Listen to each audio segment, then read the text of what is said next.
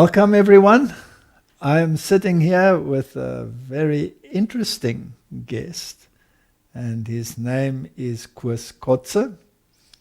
And he has a very interesting background and a very interesting story, and I don't want to preempt it, and therefore I will ask him to tell us something about his story.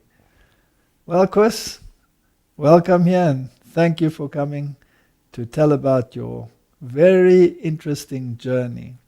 And I don't know how much of your background you can divulge, but tell us a little bit of where you come from and why you are sitting in this chair today.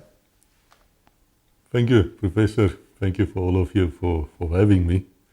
I can tell you I've been following your works, and that of Martin, who's sitting that side behind the cameras for many years. I don't miss it. It really made a difference to me. As for my background, I'm South African, if you can hear from my accent. I grew up in the old apartheid South Africa. I had good parents, Christian people. They would take me to the NG Kerk. That's the Dutch Reformed one, which was almost like a state religion, if I can use that word. Everybody went to the NG Kerk, and they were everywhere, in every town. And the pastors called dominees. They were very, very important people.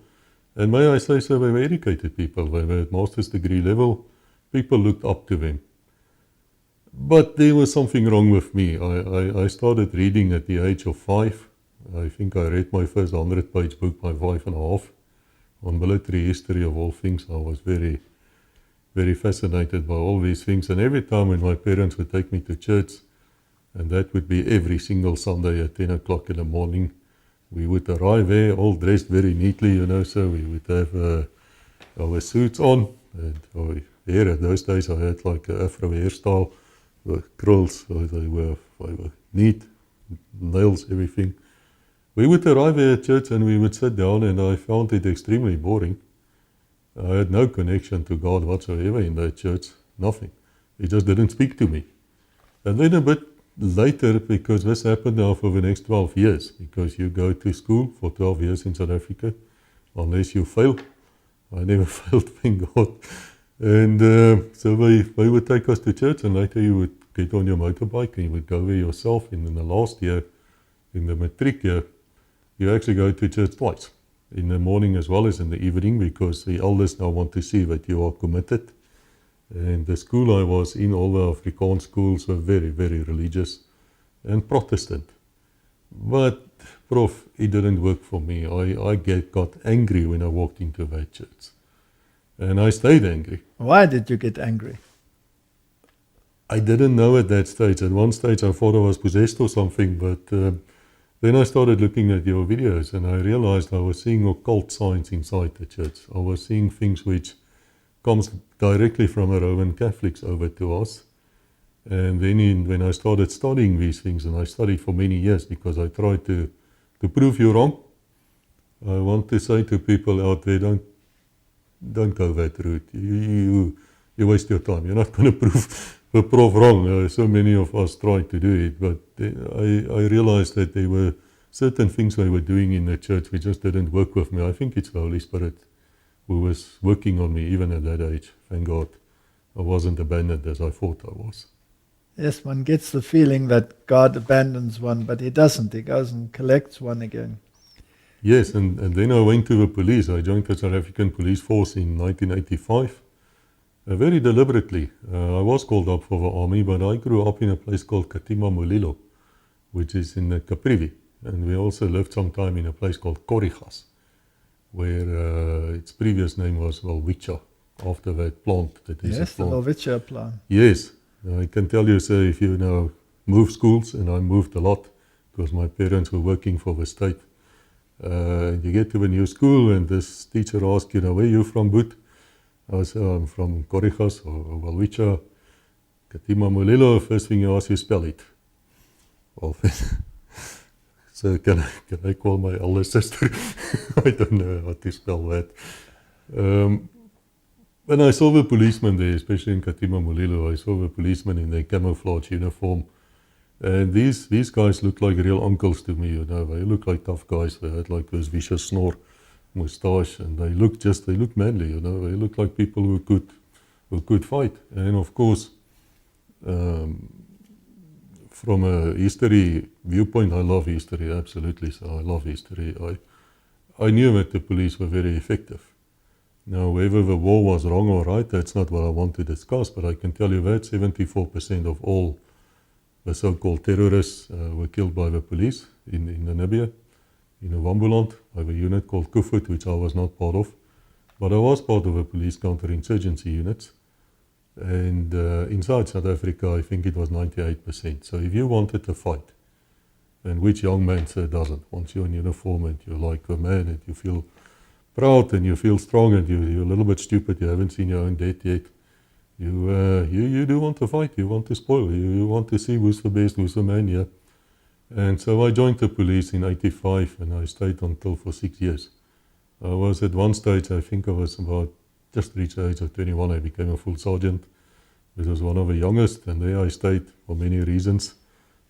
Probably had to do with my outspoken attitude, and also in those days, if you do your job properly, there's always an assault case against you, or something is holding you back from becoming a warrant officer. But in the police, we were very religious as well. We had prayer parades, and there were no such thing as an atheist in the police. It didn't exist. In fact, officially, it could not exist. If you, on a Sunday morning, you would have a church parade in the police college.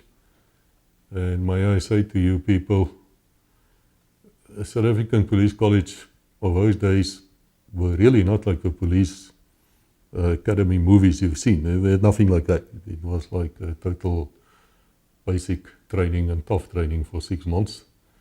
And every Sunday you would be on parade, it's a church parade, and then they would call out spark plugs. It's an ingekerk that has to do with a spark plug. There was a spark plug called NGK in South Africa, and might still be here. So they called us spark plugs, and they said, hey, I can't. Of course, they say these things at the top of their voice, so we ran. You go that way, you form up there, and then you go to the church actually inside the police college, because of course they had like a ingekerk. And they had the chaplains there. The Catholics would go that side, and Bishop Tutu's people, they would go there. And then there's a few Jew boys, I don't know why they were there. They would go somewhere, but no one is left on that parade ground. But it was a thing. Actually, a few weeks ago, I recorded, for my other channel, I recorded a very legendary Sergeant Major called Kouus Crocodile. He was. I've heard about Kouus Crocodile. Yes, he's a fantastic fellow. I was astonished with him. He was an RSM actually of a parachute battalion as well as Free-2 battalion, which is famous units. And he told a joke, and I will quote him with his permission, of course. He said they were standing there, and the same story happened in the army, of course, because the police were like the army. It's the same thing with arresting powers. As I always say, look at the US Marines with the ability to arrest you. Then you talk about the old South African police force. And so he was telling there was one guy just standing alone there because everyone has now gone, and here he's standing. So Kouus Crocodile arrives with his magnificent voice. You were in the army yourself, these RSMs, you hear them 2 miles away. I mean, they're something else. So anyway, to make a long story short, he asked this guy, now what are you? And he says, I'm an atheist, sir. I'm an atheist. He says, man, to the Catholics. So the guy was sent there and he had to go. Now, whoever Kouus Crocodile now realized at that stage why I would find that as a Seventh Day person very, very funny, I don't know. But that's how it was in the police. And then every time when you get onto duty, you would have also a parade, and you would inspect yourself, your uniform, your weapons, your ammunition, everything would be checked. And a short prayer would be said. And that was the same on the border duty, township duty, with riots everywhere. You were expected as the sergeant or as whoever's in charge to say a prayer. You had a small little Bible that Gideon's gave us. And that story that it will stop a bullet is not true. I once won a crate of beer, so I shot right through it with my R1 rifle, which is a 7.62 NATO round. Of course, I must say the chaplain was not amused with me doing that. But I needed to know because, and in fact, we do have on my other channel, we do have people testifying that the Bible did stop some bullets. And I know some of the special forces people would actually take the Afrikaans little Bible with them behind enemy lines. And when they said to them, look, you can't do that because they search you before you actually go, they said, look man, the moment I start speaking, people will know where I'm from, it doesn't matter. And if I'm dead, but I'm taking my Bible with. Other people like Major Jack Greef, the small teams expert, by which I mean not more than 2 people jumping or going by submarine far behind enemy lines for weeks at a time, who Norris Kruksholder. He says in his book he would actually take photostats, copies of say Spreuke, Yes. with Proverbs, he would take that with and so forth. But even that we made jokes about. I recall during training and counterinsurgency we were running up a hill which was called Polio. I tell you sir, I don't know why there's any military training ground which doesn't have a hill somewhere. They must have a hill. They must have hills, and there's a path there out there. It's like voetpoeier. You just run up there all the time.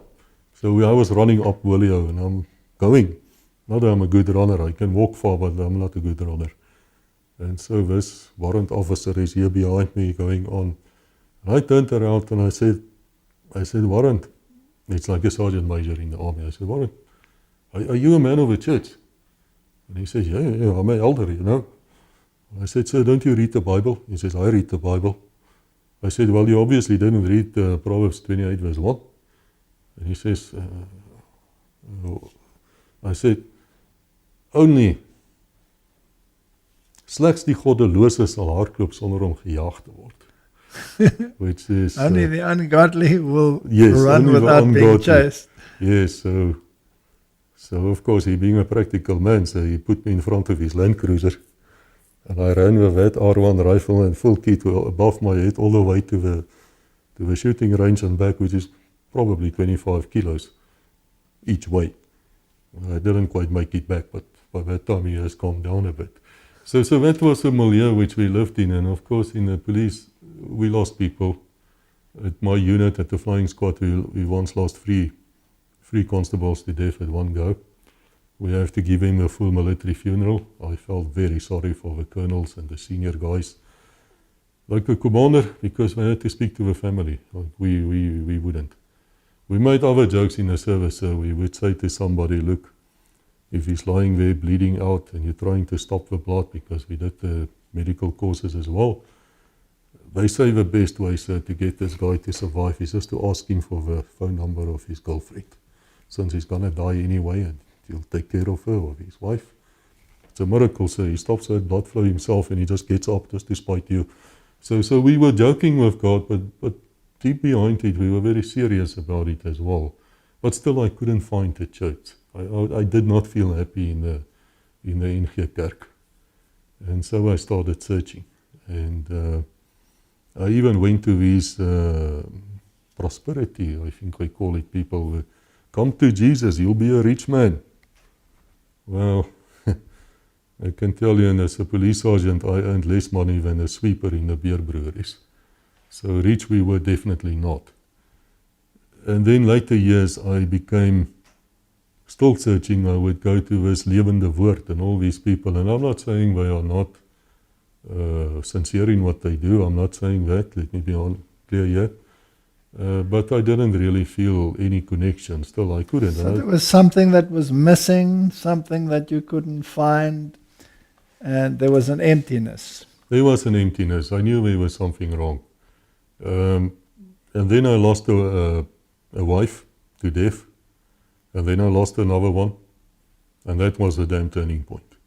Because I always took for granted that me being the man, I'm the oldest, man, I should die first. What's wrong with this? This is just wrong. How is this possible that I mean, she should be burying me. I mean, that's the way of life. And suddenly I stood there the second time, which was in the 21st of May, 2014. And the funny thing about us, we were only 8 days together. So, Because we were 8 days together, and then she went back to the US, and I'm banned in the US because of many reasons I can think of. what cannot say here on TV. Basically, sometimes when you work on counter-terrorism, you are seen with people and they, being very smart people, and I'm being sarcastic, they just say, okay, you're seen with these undesirables. I remember the first time they said that to me, I said, well, you know, I'm an attorney by profession, or I used to be. They are all unsavory people if you think about it. But no, my joke didn't work with him either. So. Yeah. But when Melissa died, and I'll never forget that day, she was getting more ill and more ill and more in the hospital, and then her organs started packing up and she was all yellow in the face and bloated. And her sister, who is a dear woman, she said to me, she called and she said to me, because I wasn't there, I was still in South Africa, she died in Orlando, in the US. And she asked me, how do I feel about switching the machines off? Now, as a former attorney, so I will say to anybody listening here, get your living will in order. Speak to your loved ones. Let them really understand what's your wishes. We need to understand once you're dead, do we bury you? Do we cremate you? I need your passwords for your Facebook, all those things. These are practical matters. It's not religion, but it really helps those who stay behind. And above all, if you're a vegetable or in a coma, there is no way out of this. You know what? For me, as Missy said to me, release my soul to the care of God. And so I was not, I had no hesitation in saying, if that's the way it is, then release the soul. The problem is people don't always die immediately, so when you switch the machines off. There was a legal case where a medical doctor went for a stupid little operation, something went wrong with a narcosis, and so he became, we had to switch off, but there was nothing wrong with his body. So they knew if they switch these things off, he might still live for a few weeks, a week or two, to die of first, or whatever. He was not going to die, he's just not that. So it's a bad thing to watch, to witness it. It's also so that I spoke to many doctors and nurses, and they all say to me that those who found peace with God, they die easily, sir. They don't fight it. They know it's their time. They know what Martin Luther has said about soul sleep. They're not scared. But those who are not like that, I've seen it with my own eyes as well. They do suffer. They do fight. It's like there's some demon or something in that room. They don't want to die. They have absolute terrified. They're extremely scared. But anyway, when Missy died, I sat like this. I was crying for 8 days. It's the only time in my life where I actually cried so much that I had to rinse out the pillows. It was that bad for me because my life came crashing down. I was like, man, I had plans here for us, and we were new beginnings, you know. It was very hard. It was very hard. And so I said to myself, then you question God. Where is God in all of this? So I said to myself, Kouus, you have two choices. You run towards God, or you run away from God. You start a fight which you're going to lose. Which is the two are you going to make this decision? And it was easy for me. I just said, I'll run towards Jesus. He says he's a God of love. And, well, I'll take his word. And I ran towards him. So you were involved in the police, and then later in basically in intelligence, and you have a very checkered background, and we don't want to really talk about all the things that happened there. But you were married to people that were also involved in the same sort of sphere, isn't that correct? Well, so you know, you date those who's around you. Yes. You know, when you're in a secret of a society, you do tend to open up to the people. So yes, the first one was also involved in that world. Let's call it the shadows. I can't really explain too much about it. But I left the world. But even in that world, so certain things didn't make sense to me because we were working on counter-terrorism in sub-Saharan Africa. Now I have to explain to the people here that the new battlefield, if you want to look for jihadis, for those who kills Christians, who hates Christians, and I don't want to go in why or why not, that's a political thing, it's not, I'm just saying facts. You're not going to find them in the Middle East so much anymore. the Mossad and Americans and others are chasing them around there and they're killing them. So there's a huge battle going on which people don't really know about. It's the entire world below the world which we know. There's nothing normal about that world because there's no rules. As a police officer, I would never even consider killing somebody without knowing I'm going to have to defend myself in court. But in the shadows, I have no such restrictions. Let me put it like that. So you can go and have certain things happen. So within this world that you were in, where you were working within the shadow world, you were working with all of these parameters, you realized there is something that is amiss, something that you can't put your finger on, and you had religious respect and you had exposure to all of these things, but wherever you turned, the answers were lacking. How did you get to answers that actually satisfied the hunger in your soul? Yeah, it made no sense. That's exactly what happened, because Sub-Saharan Africa became a hotspot for all these jihadis. So we were watching them, looking at them and doing things. But it seemed to us that there's a pattern forming here, that there's something happening, something is controlling this. If I can make an example, practically speaking, when you look at the mosque, the way it's built, I can deduct who paid for that mosque to be built. They don't look the same. A Shia mosque will not look the same as a Sunni mosque. And we just have to clarify also that not all Muslim people are terrorists. I just want to be clear. It's a very small minority of them, but they are very, very active. And so we started noticing these mosques coming up, and we started looking at them, and by the way of looking at them, we realized they're from the Sunni faith, and they're also being paid for by Saudi Arabia. Fine. A few years ago, the Saudis said they will not do this anymore, and then they broke their word within a month or two, and they just carried on like always. But if you look at this from a higher viewpoint, a strategic viewpoint, not tactical, from strategic, it is impossible to understand why Saudi and the US of A is these big mates. Why are they partners? How is that possible? Because the Saudi money is paying for ISIS as well as Al-Qaeda. Those are Sunni Muslims. They're not Shia. And Shia, Iran, is the arch enemy of the US. If they can wipe each other out, they will do so. But at the same time, as the way I understood it, the Sunnis and the Shias don't like each other either. They are really, they're like Roman Catholics used to be, and the Protestants. They were wars being fought with these people. And yet here you see a nominally Protestant country like the US, a very, very powerful one, is now mates with a guy who is actually supporting the terrorism and building all these mosques and preparing for the second wave to come in. How do you get this together? It makes no sense. Mm-hmm. And from that we started looking, I started looking at it from a viewpoint of strategic, and I started asking myself, right, who's the US? Is it the second beast? Who's the second beast answering to? First beast? Who's the Antichrist? And those answers I got from all of your lectures. And that started happening in 2016. And somebody asked me and said, do you know this Professor Uoltър J. wife? And I said, well, I heard about the guy. He had a problem with milk.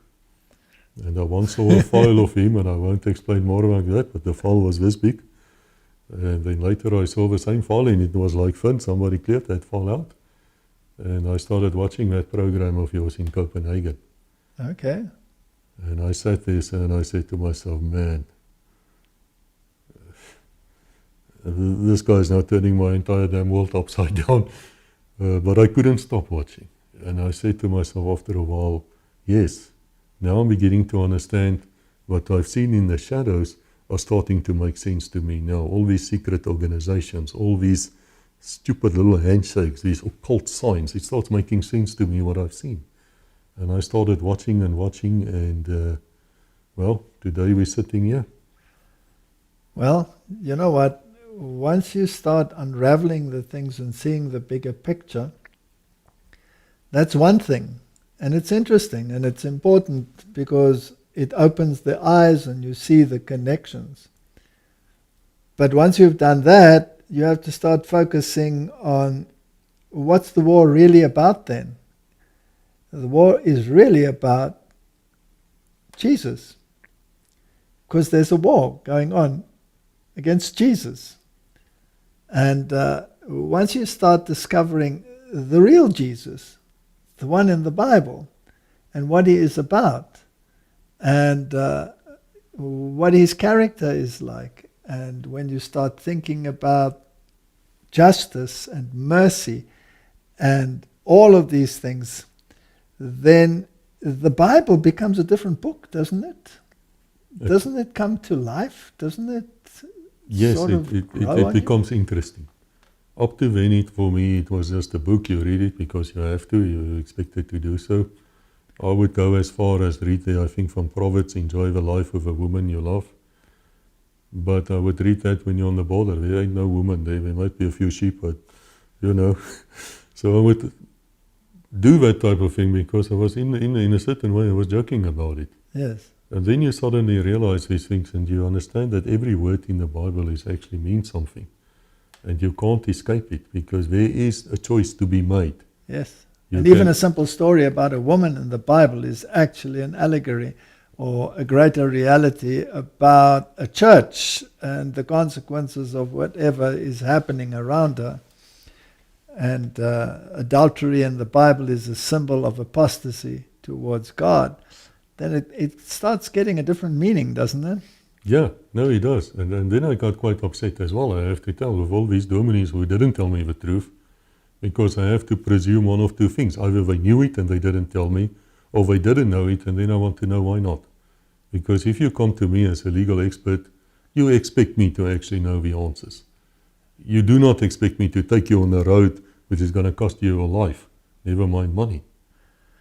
So that was hard for me as well, and I started listening more and more to you and tried to prove you wrong. And I realized quite quickly I'm not going to prove you wrong.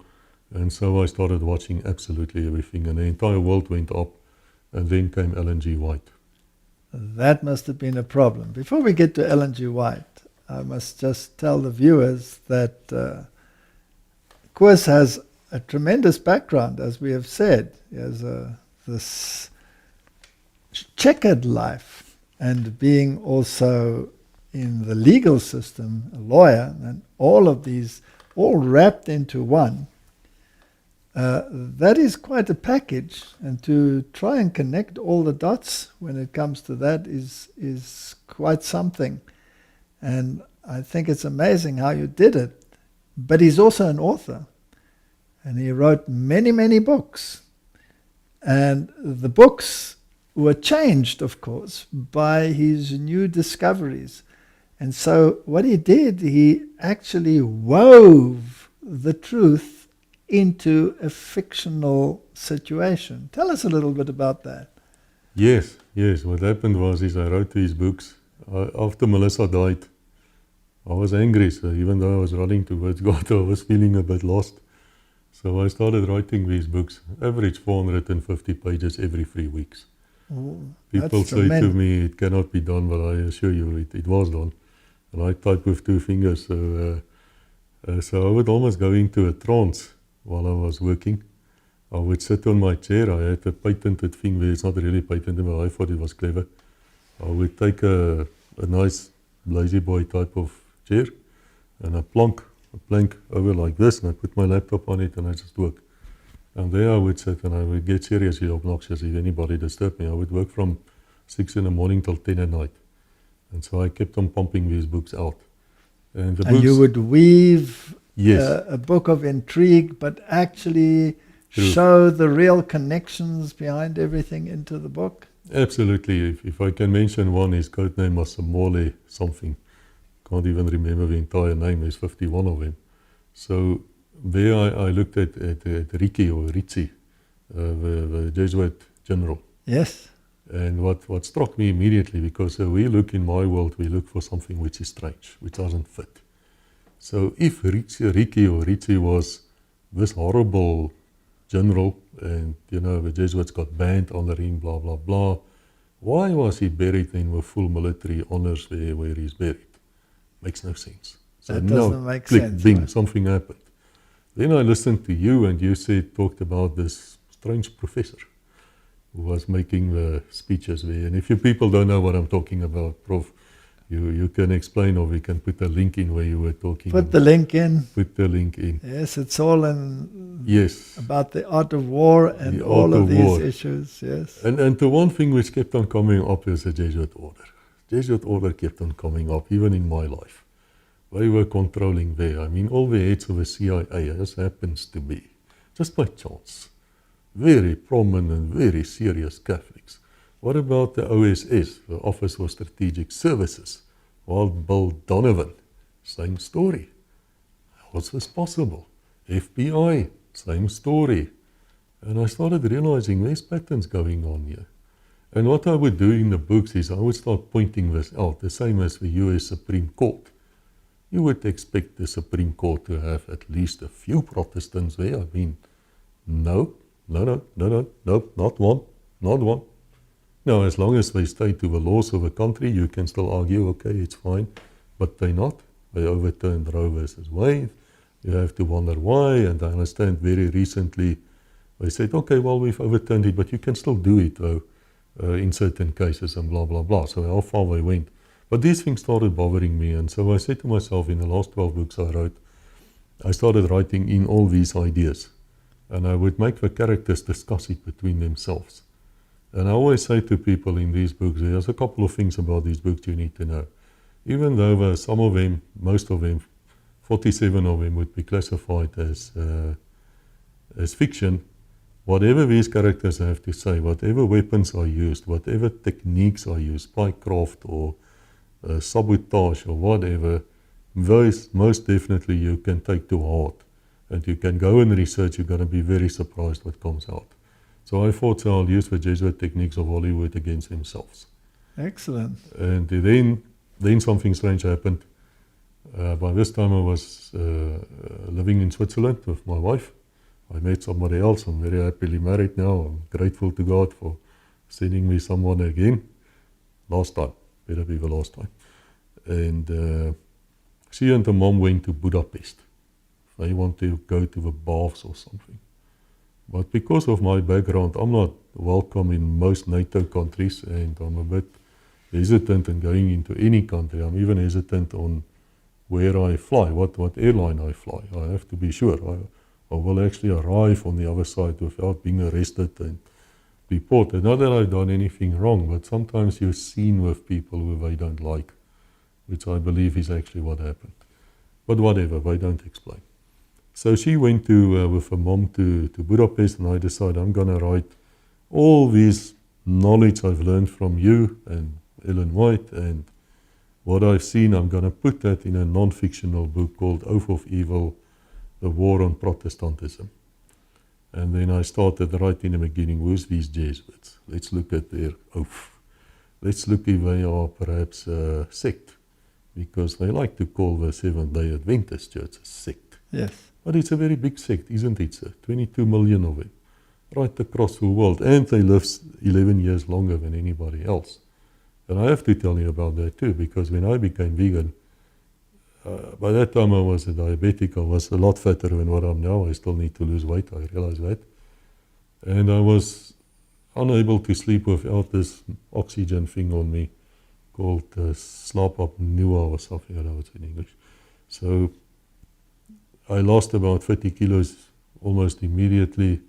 I haven't tested my blood for diabetes 2. Well, in the last few years, I only tested it when flying to South Africa because I was poisoned on the aircraft and it just shut up. But before that and after that, never. Everything works in my body. I'm not going to explain that as well because it didn't work before. And then I just feel great, and I eat, and I don't feel guilty. I have not murdered one of God's creatures. The health message is the right arm of the gospel. And do you find also that once you have accepted that your clarity improves? My clarity improved dramatically. I suddenly had my brain back. I can remember almost like photographic, almost everything I need to remember. It's just fantastic. I could I could live again. So it was like a new life. And you know the greatest thing about vegan? It's no hardship. The food are fantastic. If you make these date balls with dates and nuts, man, that's the best ever. I can make my own ice cream with frozen bananas and a little bit of coconut milk. And so no, it was fantastic. It changed my life. And then you were talking about the other problem child, Ellen G. White. How did you react to this discovery, and what did you do when you started reading? I've heard you say that they abused you about Ellen G. White. So I tried it with a few friends and they abused me. And then I said, man, I've got to read this. if she's done so badly, the same as you say, I mean, if your name is mentioned, some of them just goes insane and you ask them why, when they can't answer you, they just curse words. Anyway, we have to pray for them too. And so I read Steps to Christ, and then the greatest one of them all, the great controversy. For me, it just opened the Bible. And I read it and I just couldn't believe what I'm reading. And I thought to myself, oh, if it's simple, it's not a closed book anymore. I can read here and I can read in my King James. And that's the only Bible I read, King James Version. And it just opened it and it's just fantastic. And then people started attacking me, of course, prophetess. People are skeptical and they should be skeptical in these days. Yes, they have the right to be skeptical, but if you are wise, investigate all things, hold on to what is good. Exactly. And so the easiest thing with my life now is I just trust God. Even for me to sit here is almost a miracle. I mean, I'm not supposed to be here with you now. I'm supposed to be in Mozambique to get another place where we can grow our own food, things like that. And then I prayed about it because I was not expecting to meet you and Martin and everyone. And again, thank you, sir. It's a great privilege. And it's my privilege. Yeah, and then I and then I prayed to God and I said, this about 2-3 weeks ago, and I said, Lord, I don't know what to do. I'm supposed to go there. I want to follow your ways. You told us to get out of the cities. You told me to get planting. I know nothing about planting, but I can learn. How hard can it be? We want this place. I know what's coming. I know what's coming. Any Seventh-day Adventist can tell you in the end times and can tell you why, and they can also say to you there's hardship coming. The story with COVID, it's just a trial run. Trust me, a lot worse is going to happen. So I need this piece of ground and I have the money to buy it, or my wife does, and she agrees. And so this is important to me. I actually have to go and do it. And then suddenly I hear now that I can actually meet with you people, but now the dates are clashing and I'm not alone there. There's some special forces mates going with me. We have plans. And I left it to God and I said, Lord, don't ever let me have my way because I'll screw up. I know myself. I'm born in sin and I'm a sinful person. I try my best, but I'm not that reliable, even though I try. So you take command. Always you take command, sort this out. And I forgot about it. And then suddenly the Special Forces chap who's a committed Christian, he says to me, he goes, but perhaps you should go next week. And I'm like, yeah, Lord, that's it. That's the answer. I said, yes, I agree with you, my man. We should go next week. And then we wouldn't even go because suddenly this guy sends us all the footage we need to show around and things. And then I said, well, even that is sorted. Then I don't need to go to Mozambique anymore. I can show the footage to my wife. We can go there together, or wherever we go, we'll get a place. So for me to even be here with you, I see the hand of the Lord. And I had to destroy almost 2 cars to get here. The first car I rented, very cheap Suzuki, the cheapest we could get. Nice car, but the radio didn't work well with me, it didn't like me. It had like these 1980s discos, it runs like this all the time and it's distracting, and I'm at a certain age, I'm not interested in this. And worst of all, on my memory stick, it only plays the first 9 songs. Now, I do like my religious music very much, but 9 songs over 4,000 kilos was driving me nuts. So I returned the car. They give me another car. I'm just outside of the airport, about 2 miles away, aircon on. Again, I'm at a certain age. I like my aircon, put the aircon on. Well, the aircon doesn't work. And so I decide, man, I'm taking this bag as well. So I go back and they want to charge me for a whole bunch of things. We start an argument. I say to them, look, my cause is right. I'm not a practicing attorney anymore, but I will definitely, I'm telling you, I will cost you more money than you will cost me. And so we sorted that out. But by that time I'm so angry. I walk about half a mile, and it's a good thing to walk. It takes the anger out of you. So I stroll down that street in the old Church Street. And I could get to this new company, and they gave me a very, very, very nice upgrade on what I had, a very nice car. And then I have to talk about Martin, who's sitting there, grinning there behind the cameras. He just tells me, get to Hoedspruit. And I say, I don't even know if Hoedspruit's in Limpopo or Mpumalanga. You know, I haven't been here. But I might have been, because I did go to school at Giani, which I think is not too far away from Zanin. So it must be in the area. But anyway, the GPS, let's blame the Americans and Ronald Reagan for the GPS. At night of Malta, I believe Reagan was. Yes. And so the GPS took me to Leidenburg or something, where I was driving on the pavement at one stage, legally, because there's no road. That town is almost trashed. It is gone. It's incredible. Even the road there just disappeared. There's no road. I drove about 30 kilometers in second gear.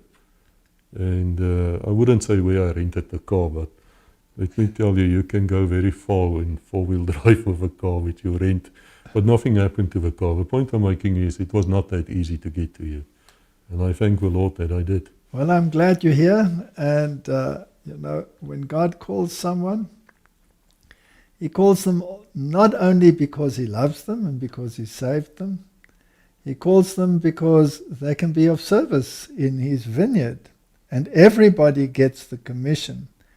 And you, with your background and your military background and your police background and legal background and shadow world background, let's put it that way, you can reach people that other people can't reach. And God gives you this great gift, and He says, go ye into all the world and preach it. And you started your own channel, and you reach out to people that others cannot get to. So may God bless you and keep you, and may He use you mightily, and may many, many people who are confused and don't know what's going on in the world, they want to do what is right, they want to serve a good purpose, they want to uphold laws, they want to see that things are right, and then like you, they start realizing there are certain things that just don't gel, that don't make sense. And if they can find the answer and find the source of all truth and be saved, then all this will have been worth it. So may God bless you in what you do, and let's ask God to help you with your ministry. Heavenly Father, it was a privilege to speak to Kouus, and he has access to ears that not everybody has access to.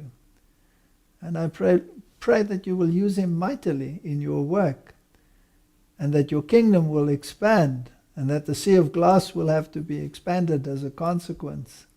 Bless him and bless what he does, and bring him back safely to his loved ones. He's been through a rough time as well.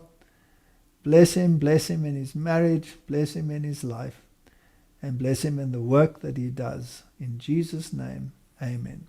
Amen.